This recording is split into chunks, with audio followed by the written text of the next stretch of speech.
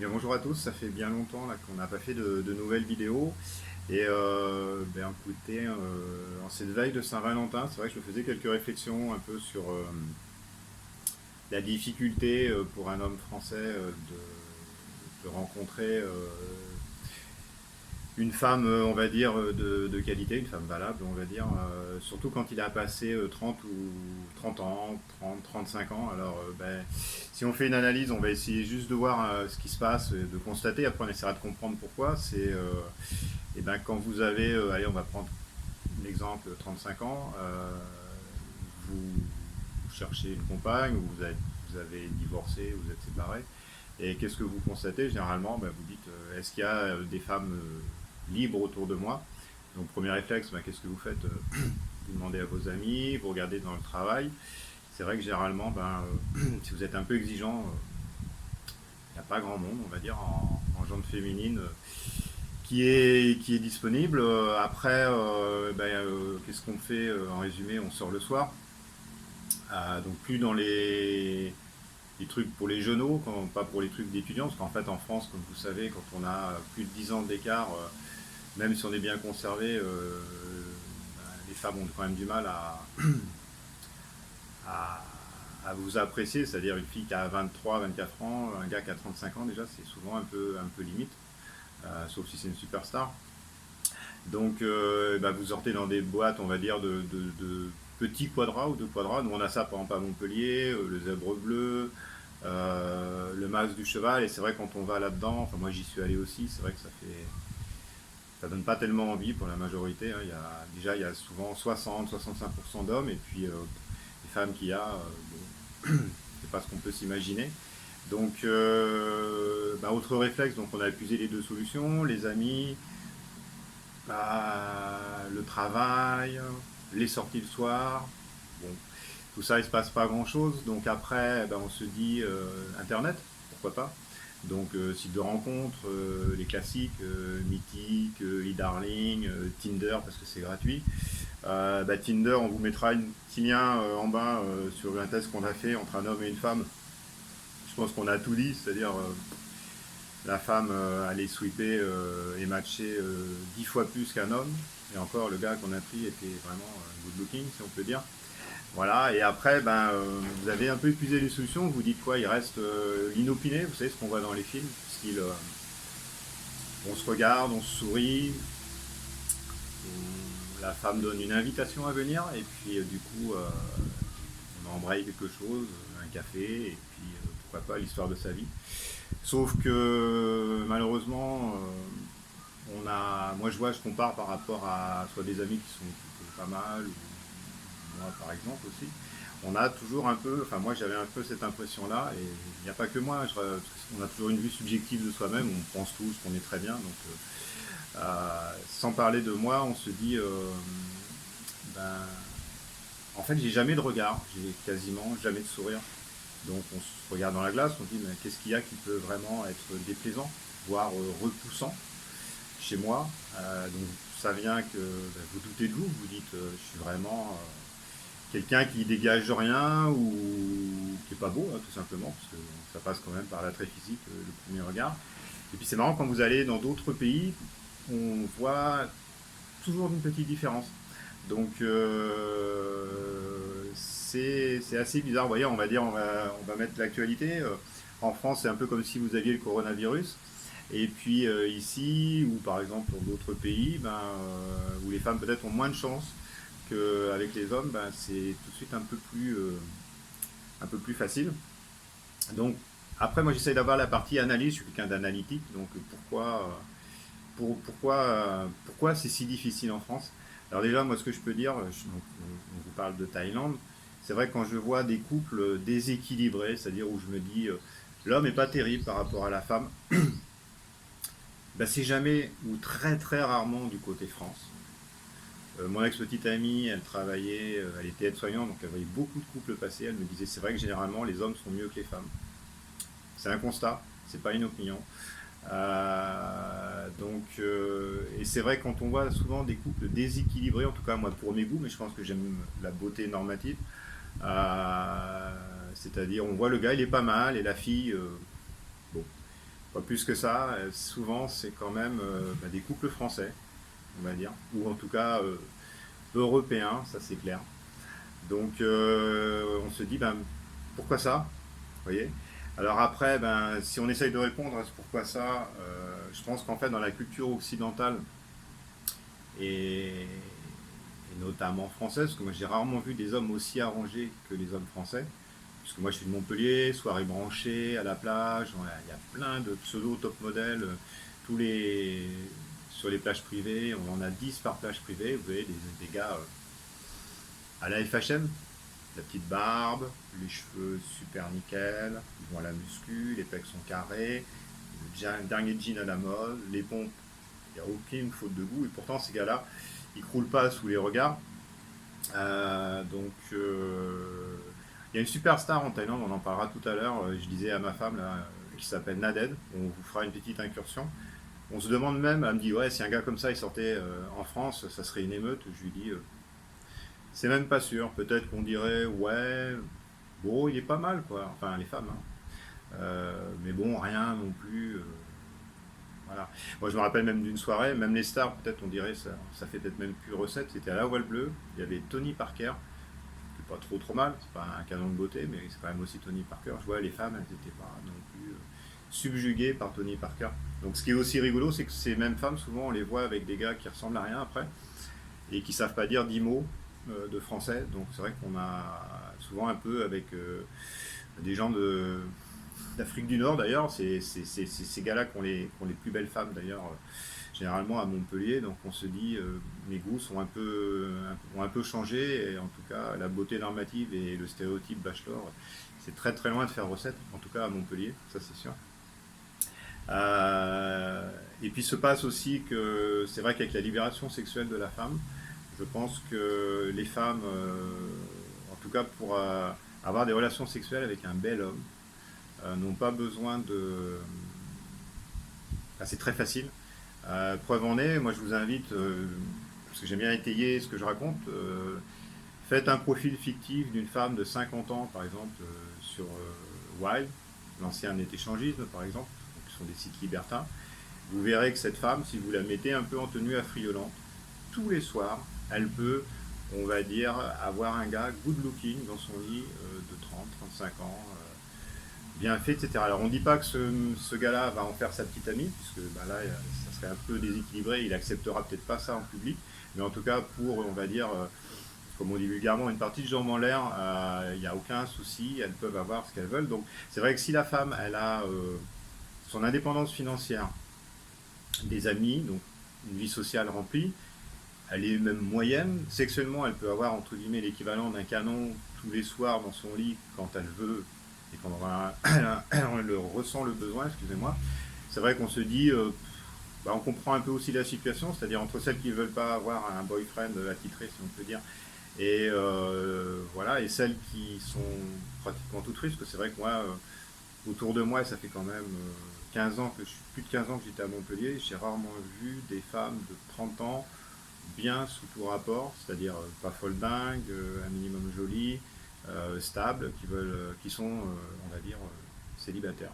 En gros, on dit tout ça, c'est la légende, on dit ah oui, il y a plein de femmes qui sont libres, c'est la misère pour elles. D'ailleurs, on voit toujours des films un peu, le journal de Bridget Jones, etc. Et au final, quand on dit mais alors concrètement, est-ce que tu peux demain nous présenter ces femmes, c'est-à-dire tu nous fais venir, on fait une soirée un samedi soir ensemble.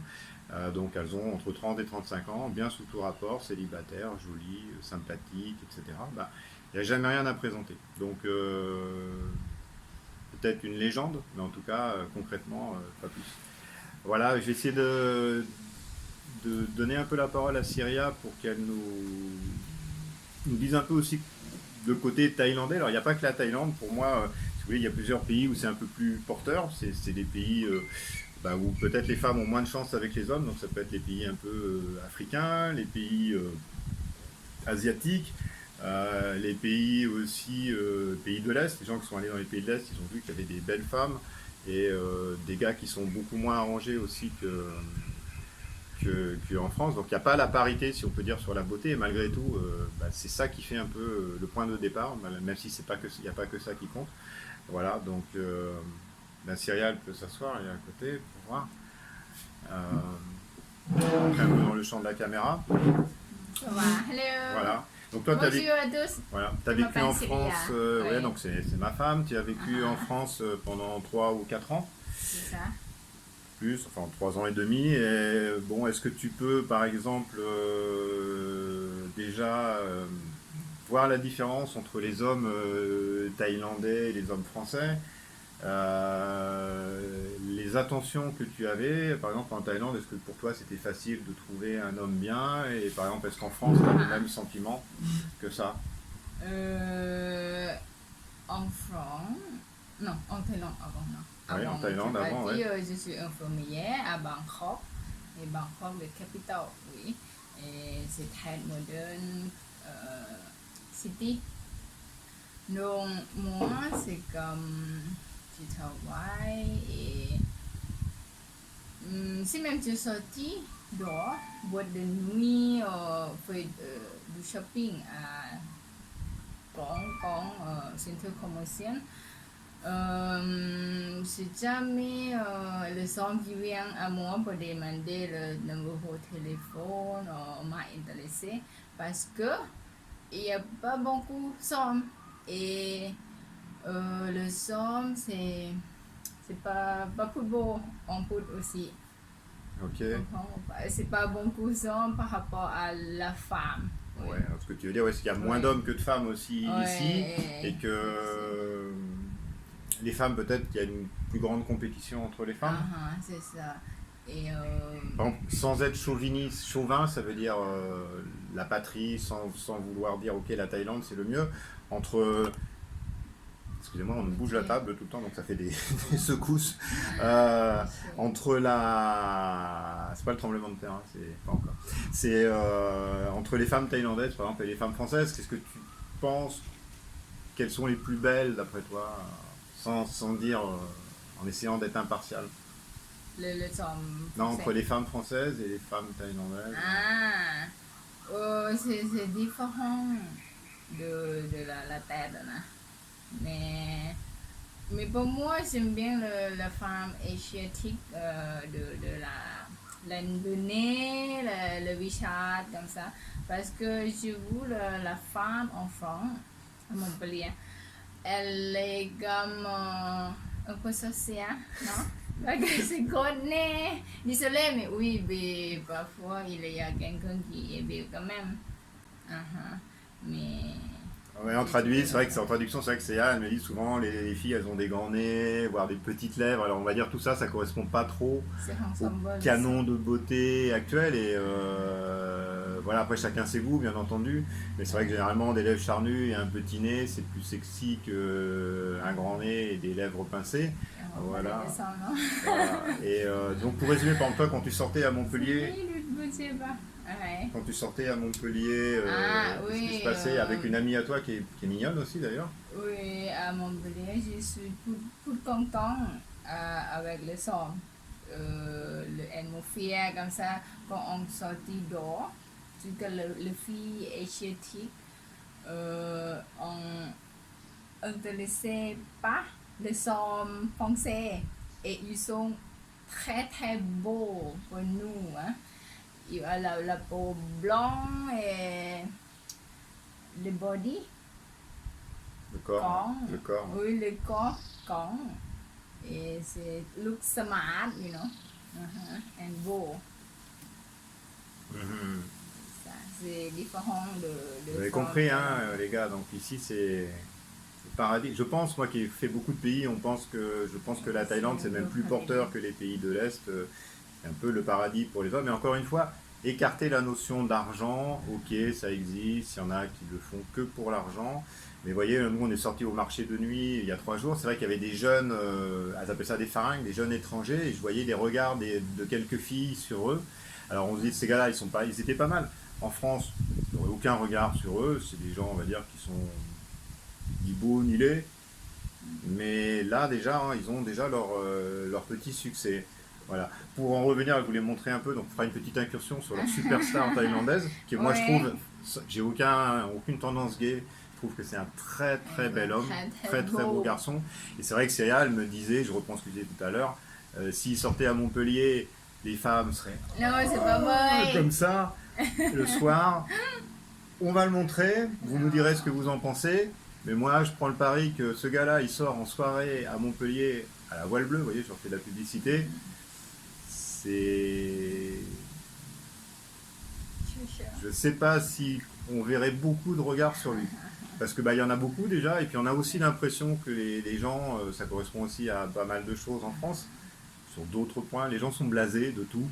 Donc à moins de voir peut-être une superstar très très belle, ce serait quand même, j'avais vu, comment il s'appelle, là, le célèbre DJ, je ne me rappelle plus, bref, qui est pas David Guetta, voilà, qui mixait une fois à Montpellier.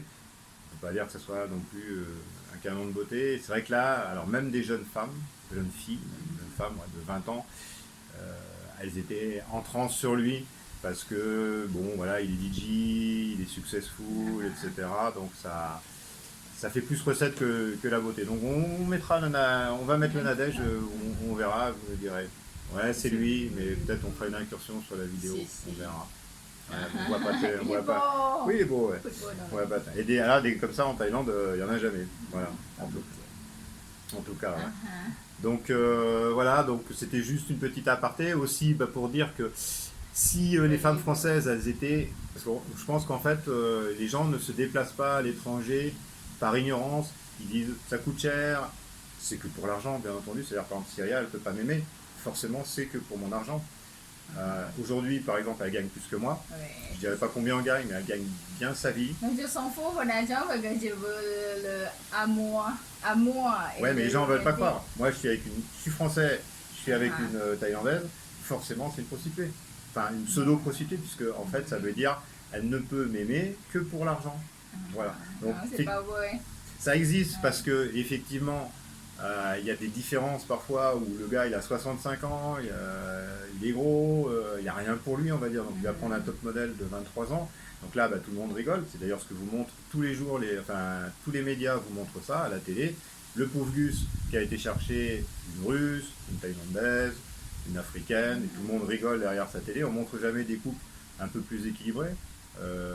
Comme j'en connais à Montpellier, que ce soit avec des Russes ou des Thaïlandaises. Donc il y a une vraie objection, je pense, les gars, une vraie objection d'ignorance, la vraie peinture là, qui colle à la peau, qui dit ouais, dès que vous êtes avec ce genre de femme, vous êtes catalogué comme un pauvre mec, et elle est cataloguée comme une prostituée.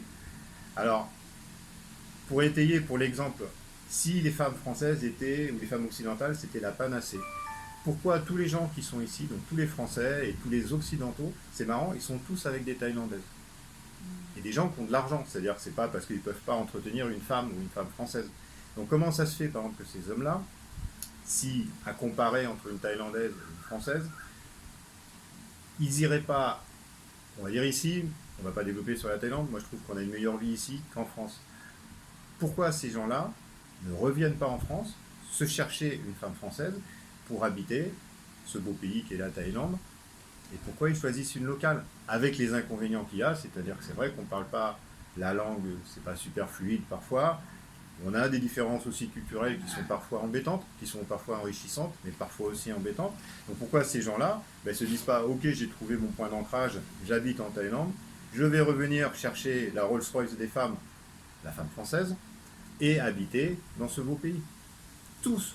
Je ne connais pas un gars, à part ceux qui sont arrivés avec leur compagne, ce qui est normal, mais les gens qui sont arrivés tout seuls, je ne connais personne ici qui a été rechercher une femme française. Donc là, il faut m'expliquer aussi pourquoi. Et l'explication, vous l'avez aussi. Si vous sortez en Thaïlande, on va parler même du marché Thaï. Vous allez voir que des gars thaïlandais qui ne sont pas riches, parfois, et pas terribles, sont parfois avec des filles qui sont très très bien. C'est-à-dire que ces couples-là, vous les croisez, la parité, ce qu'on va dire, vous les croisez pas en France. C'est-à-dire un gars qui ressemble à pas grand-chose, qui n'a pas d'argent, avec une belle fille en France, c'est relativement rare, sauf si c'est un voyou, puisque je J'ai fait l'aparté tout à l'heure, effectivement, quand on a le look voyou, vous savez, un peu le mec des cités, le nez un peu, on va dire le look à la Joe Star, ça on peut penser que ça plaît beaucoup, en tout cas aux jeunes femmes. Donc effectivement, là, vous pouvez avoir une chance. D'ailleurs, ce que je m'étais dit, moi si j'étais en panne en France, bon, maintenant je suis trop vieux, mais je me serais mis rasé, peut-être le nez un peu cassé, et une petite balafre ici, et je pense qu'on a un peu plus de look, un peu plus de chance, vous voyez, le look bad boy, et surtout pas dire qu'on bosse, dire genre on fait les cambriolages, ou on dit de la drogue, enfin peut-être une vie qui est plus exaltante, on va dire, pour la gente féminine, que le gars qui fait 8 heures par jour, qui arrive le soir, il est crevé, il arrive à pas grand chose parce que il gagne que 2500 euros par mois, 2500 euros par mois à Montpellier, on fait rien, vu le prix de l'immobilier. Pour rappel, une maison chez nous vaut 350 000 euros minimum. Donc effectivement, voilà, à part ce look un peu rebelle, voilà, on voit pas trop comment ça peut faire recette. Voilà, donc c'était un peu enfin, mon impression à brûle-pourpoint en cette veille de Saint-Valentin, où je me dis, mais pourquoi les hommes, ils restent, on va dire, j'ai un ami qui dit ça souvent, à pédaler sur un vélo sans chaîne chez nous, où c'est si difficile. Alors, il y a des Françaises qui sont bien, c'est très rare. Donc, effectivement, aller ailleurs, c'est souvent augmenter ses chances. Et puis surtout, avoir même la curiosité. C'est-à-dire, vous pouvez y aller, dire ok, c'est pas mon truc, ça me convient pas. Je vois ci, je vois ça. Mais souvent, les gens restent, on va dire, dans leur petit périmètre. J'habite ici, je cherche ma famille ici, je suis de telle nationalité, voilà. Et en fait, ils sont, j'ai le terme en anglais, j'allais dire unsuccess, ça veut dire ça marche pas. Et tous les samedis, ils continuent, donc avec la chaîne qui a cassé sur le vélo, à croire que le miracle va arriver. Mais ça n'arrive jamais. Puis à un moment, on a 55, 60 ans, on se réveille, on se dit mais il s'est rien passé en fait, j'ai fait que d'espérer. Et après, bah, c'est trop tard. Alors après, ça correspond peut-être à la clientèle qu'on voit parfois ici, vraiment les vrais seniors qui viennent chercher, mais c'est trop tard pour plaire pour de vrai. Là, eux, ceux-là, effectivement, ils vont plaire pour leur argent. D'où la caricature qu'on voit bien souvent. Voilà. C'était un peu long, 22 minutes. Voilà, en tout cas, bah, je vous dis pas Happy Valentine Day, on s'adresse plutôt à des célibataires, donc voilà, enfin j'espère Oui, quand donc, même. la prochaine fois, on va parler de comment de chercher la femme thaïlandaise ou la femme Si vous voulez, la prochaine fois, nous, ce qu'on a pensé, on essaye de faire des sujets qui intéressent, puisqu'on est sur un groupe et sur une chaîne YouTube pour les célibataires hommes. Ça serait aussi, parce que je pense que les gens s'en font une montagne, je vais décrire peut-être combien ça m'a coûté, ou combien ça a coûté pour Syria, c'est-à-dire entre la rencontre qu'on a fait à Bangkok en 2013 et par exemple aujourd'hui, la somme, parce que les gens avaient l'impression qu'on fait des additions énormes, la somme que ça peut coûter. Est-ce que c'est si rédhibitoire que ça, puisque bien sûr au début, quand la femme arrive, généralement elle ne travaille pas, même si elle a travaillé. Donc ça coûte quelque chose, effectivement. Et après on fera un versus peut-être femme française, et puis vous verrez voilà, les inconvénients et les avantages. Okay. Voilà. Allez, ben, sur ce, ne sortez pas les mouchoirs pour la Saint-Valentin, tout est encore possible. Et de toute façon, même avec en France, on peut trouver quand même je dis, peut-être ça va vous arriver. Et autrement, ben, vous pouvez aller voir sur notre concept rencontre exotique. Et si ça vous a plu, si vous cherchez, enfin si vous voulez suivre la vidéo, n'oubliez pas, abonnez-vous et activez la cloche parce que si on s'abonne juste, vous recevrez jamais les nouvelles vidéos. C'est juste, on se demande même un peu à quoi ça sert l'abonnement YouTube au jour d'aujourd'hui, juste de rappeler qu'on est dans une liste d'abonnés, mais ça vous donne pas d'alerte quand on va dire quand une nouvelle vidéo est uploadée sur la chaîne. Voilà. Bonne journée, à bientôt, au revoir.